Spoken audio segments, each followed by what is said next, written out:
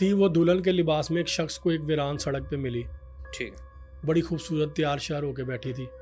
वो शख्स का वहाँ से गुजर हुआ, उसने उससे कहा कि बेबी खैर है, इस वीराने में तुम रात के इस पहर में अकेली बैठी। उसने कहा जी मेरे घर वाले किसी से मेरी ज़बरदस्ती शादी कर रहे थे तो मैं घर से भाग के आ गई। ठीक है। खैर उस शख्स ने हमदर्दी के तहत उस औरत का हाथ पकड़ा, अपने घर साथ ले गया। अगले दिन मौलवी साहब को बुला के उसने उसके साथ निकाह कर लिया। ठीक है। अब वो औरत नहीं थी, वो बेसिकली जिन्नी थी। ठीक है। ठीक है। अच्छा, अब यहाँ पे आने से पहले मैं थोड़ा सा आपको बैकग्राउंड में एक चीज़ बता दूँ।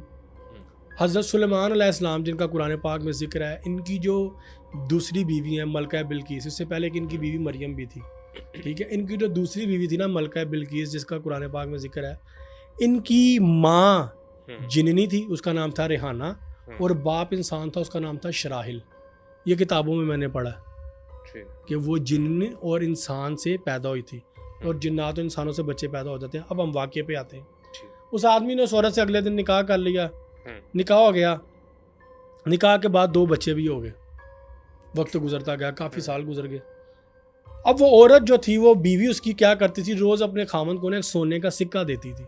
सोने का सिक्का। 7-8 साल गुजर गए। अब उस इंसान के उसके शख्स के ना ज़हन में एक सवाल पैदा हुआ कि ये सारा दिन घर रहती है, ये कहीं जाती नहीं, सोने का सिक्का कहाँ से लाती है। ठीक है। उसने ना अपनी बीवी की रैकी करनी शुरू की। पूरी उसने रैकी की, उसको कोई सबूत नहीं मिला। उसके बाद जो बड़ा परेशान हुआ, ये गया मौलवी के पास।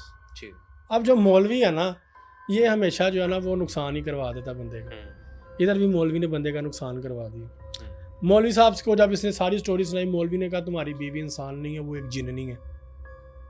अब जिन लफ्ज़ सुन के हर नॉर्मल इंसान जो है वो खौफजदा हो जाता है। ये भी खौफजदा हुआ।